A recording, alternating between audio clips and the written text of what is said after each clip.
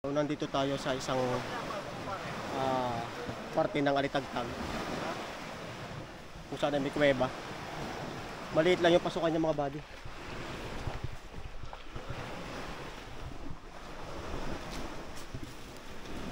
So dito kami dadaan sa taas na to.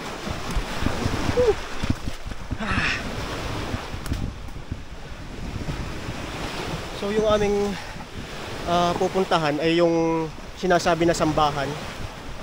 Mamaya papakita ko sa inyo mga buddy itong kuweba na to.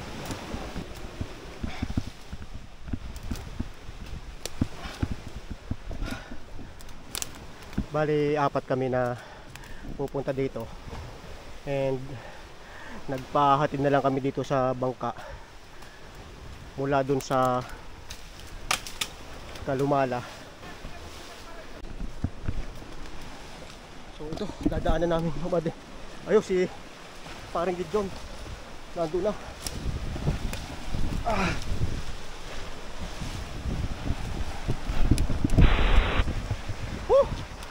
Another adventure to mga buddy.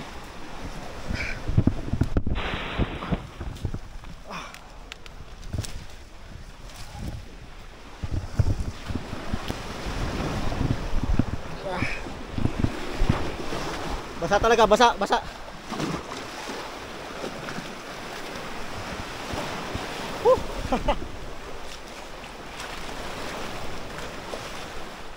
Hindi na kailangan mamili pa. Basa talaga dito, basa.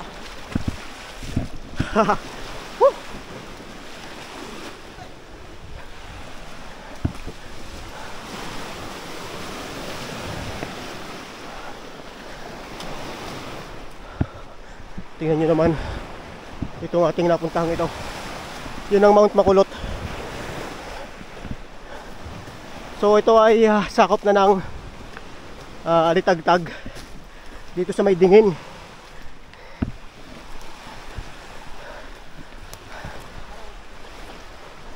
So ito yung isang kuweba. Oh my. Tingnan natin.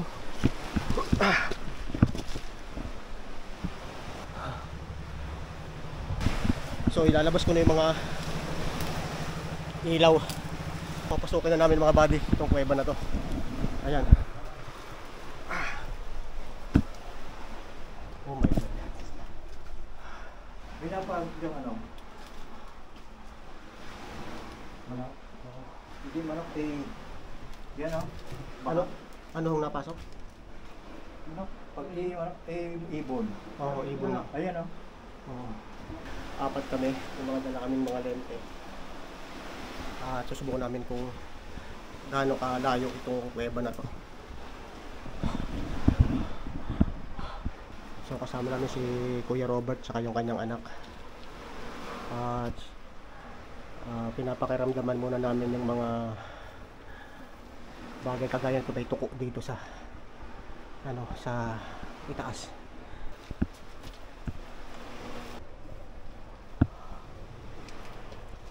May butas din dito sa itaas.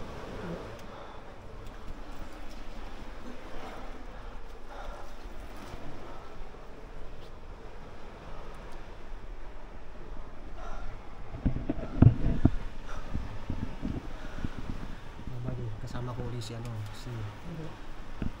parang Gideon. Siya yung dahilan kung bakit nandito kami ngayon. Itong kuweba na to parang yung pinasok ko sa Batangas City, pero ito mas mataas lamang yung ceiling niya.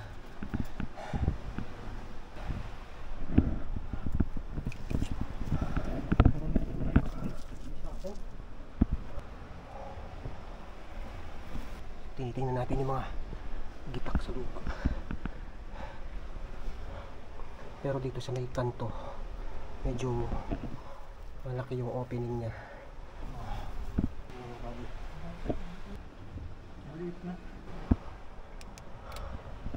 So medyo maliit na daw yung butas doon sa dulo.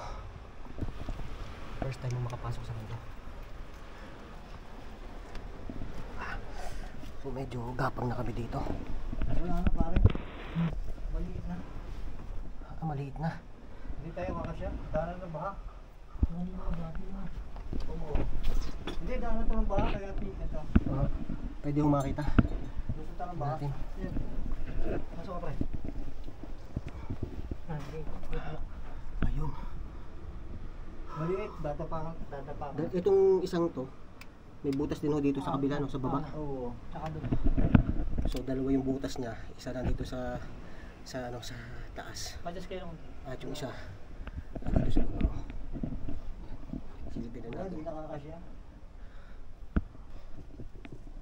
So, wala kaming nakikitang bakas dito ng tao. Kami lang ata yung Bakas ng ano. ng hayop. Hayop.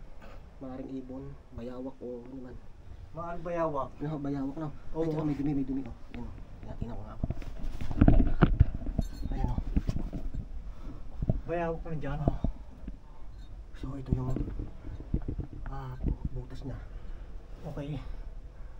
Hanggang doon lang ito na yung pinakasagad oh. Oo, yung may sagad siya. Wala nang lulusutan pa Daanan dito. lang ng baha. Pero dito, ito ang malalim. Malalim pa yun. Ito yung malalim. Ano tago sa hindi lang yan baha yan? Oh, ayun oh. Oo. Gusto tayo ng baha. Wala, hindi na tayo magtatangkapan na pasukin yan mga buddy. Pero yun ang pinakamalalim. Yung wall niya, pababa pa pang ganun. Maaaring vertical na yung wall nito eh. Wag. Ayan, itlog ng tuko. May bayawak dyan. Itlog ng tuko yan. Ayan, madami butiki dito. Ha? Butiki lang. Pero ito, ano na eh. Teka, may nakikita ako.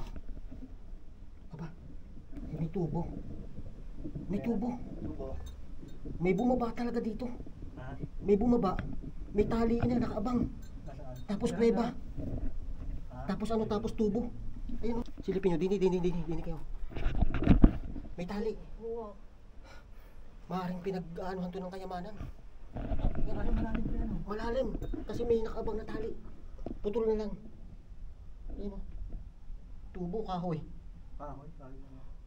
Pero may tali, no? Ibig sabihin, binaba nila yan mga buddy. Ayun, hindi. Malalim yan, malalim.